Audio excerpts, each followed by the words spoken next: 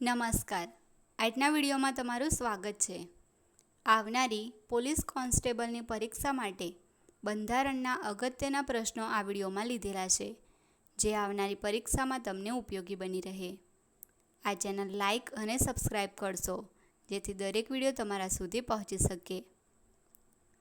પહેલો પ્રશ્ન છે, કેપ્ટન હોકિન્સ ભારતમાં કયા વર્ષમાં આવ્યા હતા? ઈસવીસન 1608માં હેક્ટર જહાજ લઈને.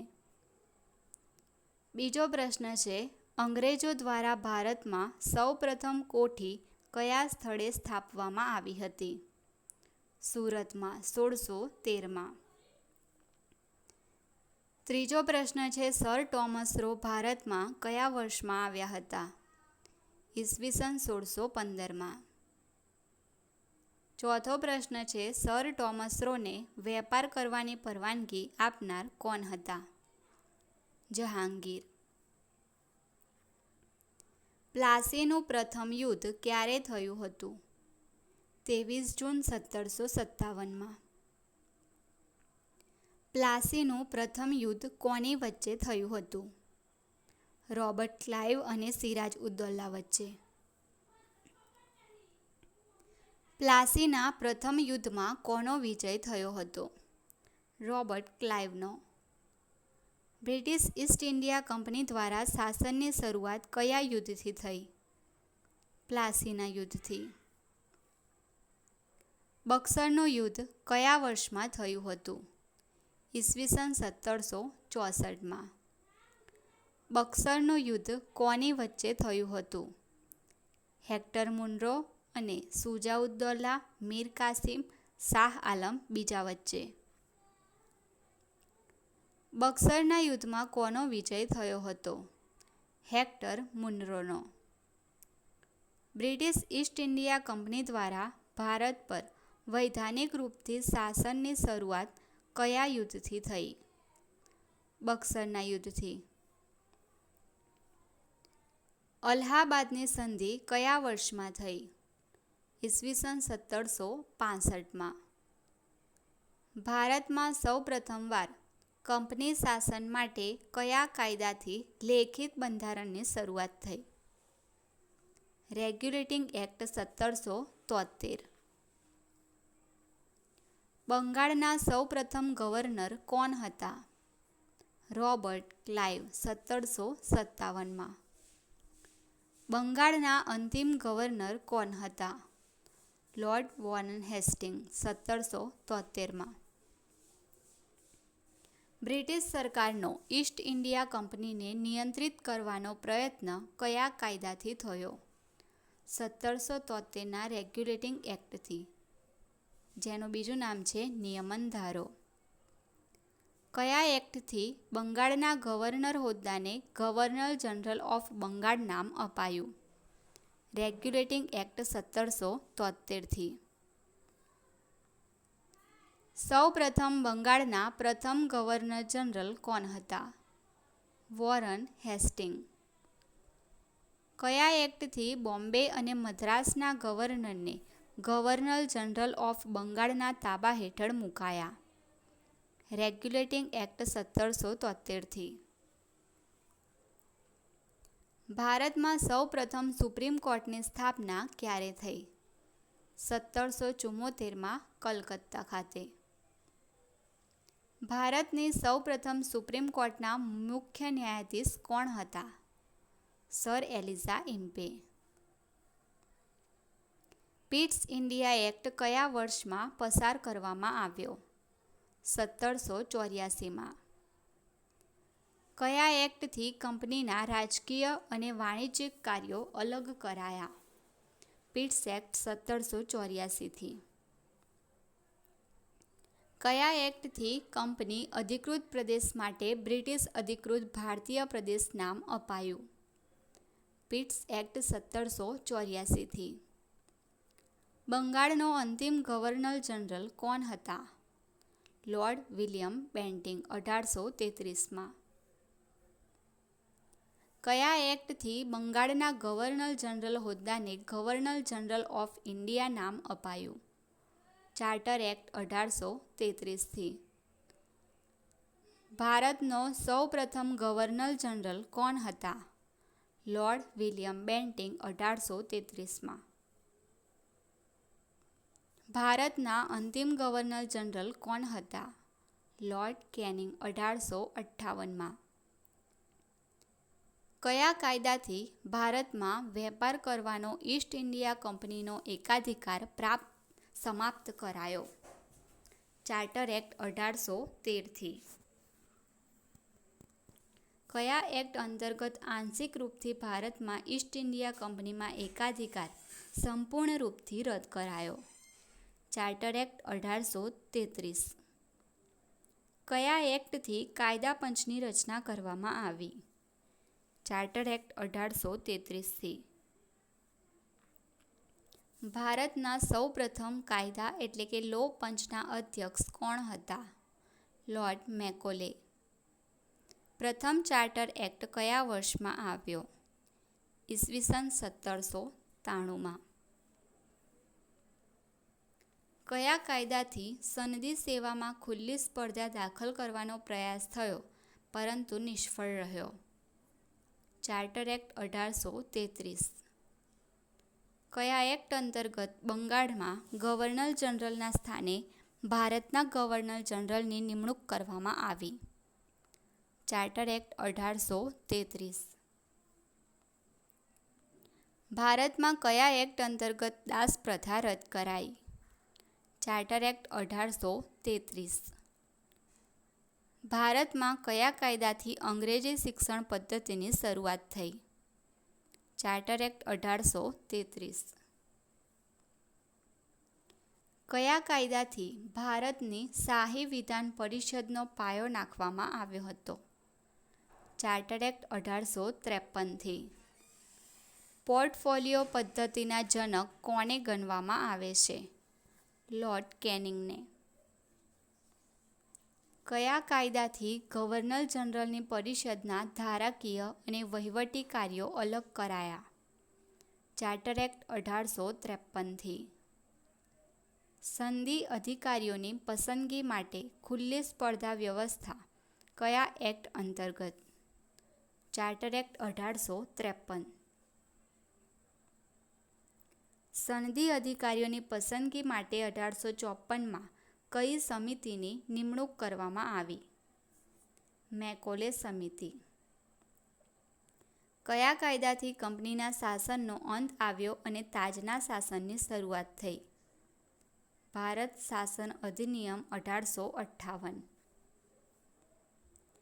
કયા કાયદાથી ગવર્નર જનરલ ઓફ ઇન્ડિયાના હોદ્દાને વાઇસરોય ઓફ ઇન્ડિયા નામ અપાયું? ભારત શાસન અધિનિયમ 1858થી. ભારતના સૌપ્રથમ વાઇસરોય કોણ હતા? લોર્ડ કેનિંગ 1858માં. ભારતના અંતિમ વાઇસરોય કોણ હતા? Lord Mountbatten 1947. કયા કાયદાથી ભારતના રાજ્ય સચિવ હોદ્દાની રચના કરવામાં આવી? ભારત શાસન અધિનિયમ 1858થી. ભારતના પ્રથમ સચિવ કોણ હતા? Lord Stanley. કયા કાયદાથી વાઇસરોયને વટહુકમ બહાર પાડવાની સત્તા આપવામાં આવી? ભારત પરિષદ અધિનિયમ 1861થી. કયા કાયદાથી કલકત્તા દેશની રાજધાની બન્યું? ભારત શાસન અધિનિયમ 1858થી. કયા કાયદાથી પોર્ટફોલિયો પદ્ધતિ અમલમાં આવી? ભારત પરિષદ અધિનિયમ 1861થી. ભારતમાં બજેટ પ્રણાલીની શરૂઆત ક્યારે થઈ? ઈસવીસન 1860માં. બજેટ પ્રણાલીના પિતા કોને ગણવામાં આવે છે? જેમ્સ વિલ્સનને. કયા કાયદાથી બોમ્બે અને મદ્રાસના પ્રાંતોની ધારાકીય સત્તા પરત અપાઈ? ભારત પરિષદ અધિનિયમ 1861થી. કયા અધિનિયમથી વાઇસરોયને આપાતકાળ સમયે અધ્યાદેશ બહાર પાડવાની સત્તા આપવામાં આવી? ભારત પરિષદ અધિનિયમ 1861થી. ભારત પરિષદ અધિનિયમ 1861 મુજબ ભારતમાં પ્રથમ હાઈકોર્ટની સ્થાપના ક્યારે થઈ? કોલકાતામાં 1862માં. ભારતની સૌ પ્રથમ વસ્તી ગણતરી ક્યારે થઈ? ઈસવીસન 1872માં લોર્ડ મેયો. ભારતની સૌ પ્રથમ નિયમિત વસ્તી ગણતરી ક્યારે થઈ? ઈસવીસન 1881 લોર્ડ રિપનના સમયમાં. સ્થાનિક સ્વરાજના પિતા કોને ગણવામાં આવે છે? લોર્ડ રિપનને. કયા વર્ષમાં સામાન્ય બજેટમાંથી રેલવે બજેટ અલગ કરાયું? ઈસવીસન 1921માં. આરબીઆઈની સ્થાપના કયા અધિનિયમ અંતર્ગત કરવામાં આવી? ભારત સરકાર અધિનિયમ 1935. આરબીઆઈ એટલે કે ભારતીય રિઝર્વ બેંકની સ્થાપના ક્યારે થઈ? 1 એપ્રિલ 1935માં. કયા અધિનિયમથી બર્માને ભારતથી અલગ કરાયો? ભારત સરકાર અધિનિયમ 1935થી.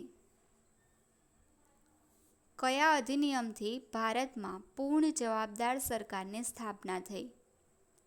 ભારત સરકાર અધિનિયમ 1935થી. કયા અધિનિયમથી ઓરિસ્સા અને સિંધ બે નવા પ્રાંત ભારતમાં જોડાયા? ભારત સરકાર અધિનિયમ 1935થી.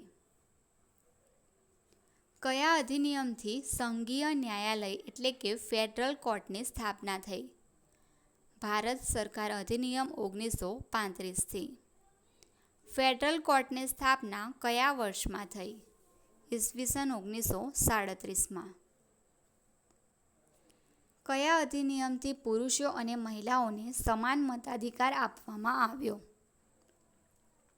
ભારત સરકાર અધિનિયમ 1935થી. કયા અધિનિયમથી અનુસૂચિત જાતિ, મજૂર અને મહિલા માટે અલગ મતદાર મંડળનો વિસ્તાર કરાયો? ભારત સરકાર અધિનિયમ 1935થી.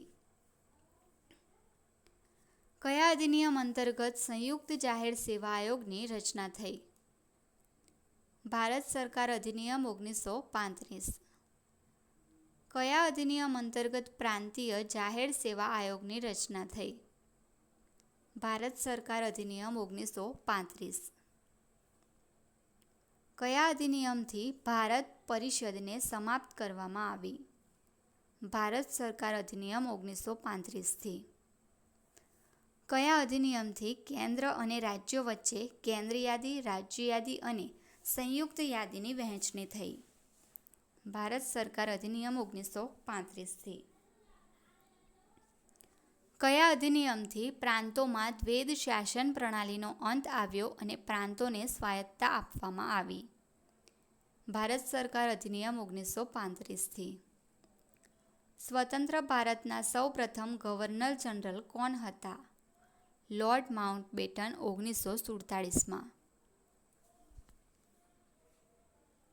સ્વતંત્ર ભારતના અંતિમ ગવર્નર જનરલ કોણ હતા? ચક્રવર્તી રાજગોપાલાચારી. ભારતીય સ્વતંત્રતા અધિનિયમ 1947ને બ્રિટન સમ્રાટે ક્યારે સ્વીકૃતિ આપી? 18 જુલાઈ 1947માં.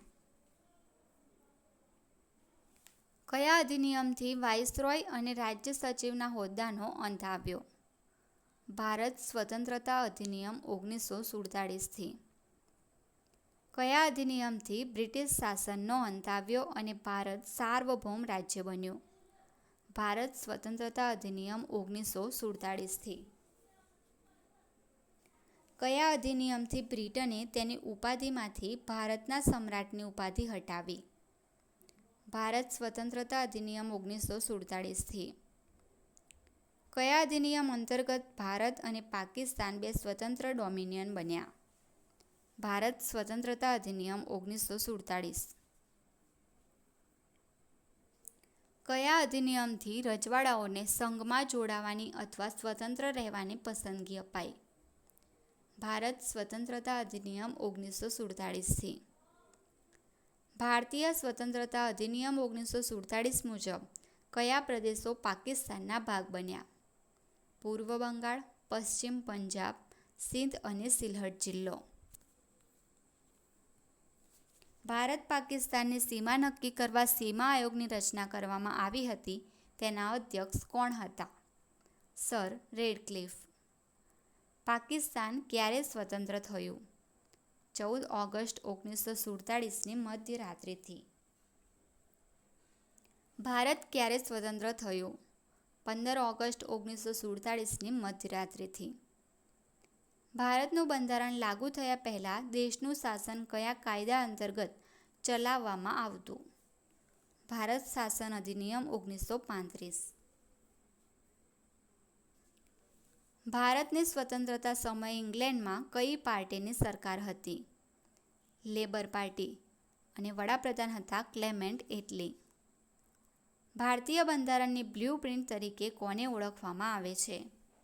નહેરુ રિપોર્ટ 1928.